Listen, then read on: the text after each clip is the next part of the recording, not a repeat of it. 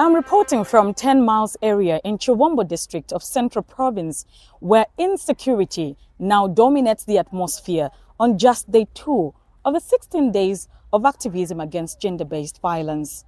A 10-month-old baby was tied up and allegedly threatened with defilement, and her mother with rape. Mary Mbewe, not her real name, now narrates.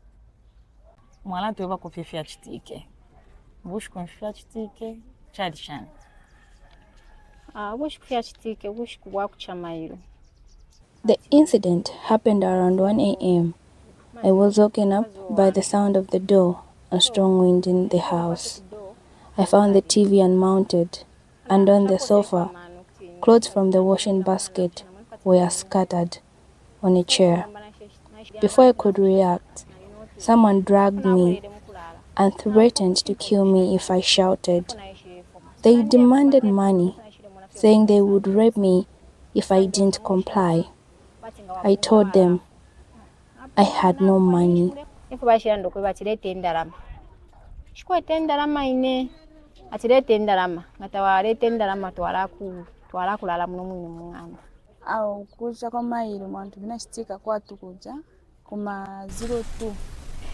It was around 02 hours when we were asleep. I heard a noise at the neighbor's house. I woke up, checked outside, and found my neighbor's door open. I started shouting and they ran off with a television set. I quickly untied the baby's feet and hands.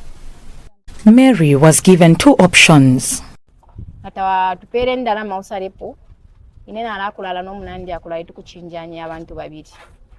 They tied my baby's hands with a rope and said they would defile her. They gave me an option, either rape me or kill the baby.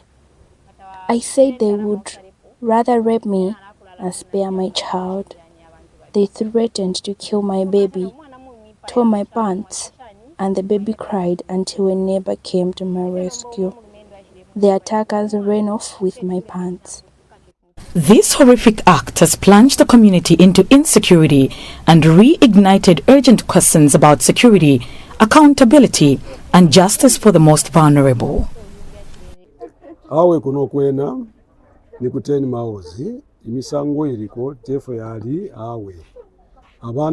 People are being attacked in broad daylight.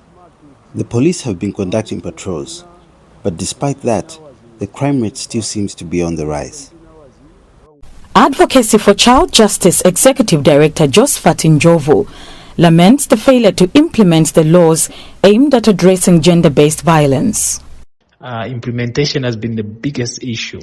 As a country, and especially law enforcement agencies, look at what is really making us fail to address these issues, especially when we have the laws, we have the courts, we have the institutions that have been charged to address these issues. In as much as we would want to continue talking and raising awareness, if we do not take a practical step in terms of stamping out this gender-based violence, I think it will just be a song that we'll be singing each and every year that comes. Beyond the criminal justice process, Women for Change Executive Director Lumba Sianga has noted the need for the survivor to undergo specialized trauma and psychosocial support. I would like to condemn that unfortunate act, almost raping an innocent child together with its mother. It's very unfortunate that Zambians can think so low. Instead of protecting innocent children and women, they resort to putting their lives at risk.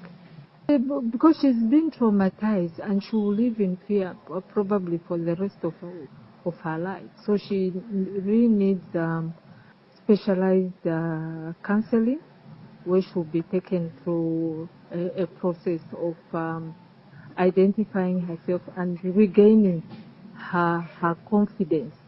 The Zambia Police Service in Q3 of 2025 recorded a total of 9,899 cases of GBV countrywide. A total of 2,318 were children and 7,581 adults. On the 25th of November 2025, when he flagged off the 2025 16 Days of Activism Against GBV campaign in 𝐚𝐥𝐿 on the Copperbelt, President 𝐚𝐥𝐦𝐵 called for action to end all forms of violence against women and girls. He was represented by Lands Minister Sylvia Masebo. It is a call to action for all of us to work together to eliminate all forms of violence against women and girls. This is the second attack I've experienced. I appeal for increased patrols in the area to curb criminality. Janet Mwaba is a regional coordinator for the Young Women Christian Association. It is our hope that the police are already on the ground to try and identify the suspects so that they may bring them to book. As it stands right now, no woman or child in that community is safe.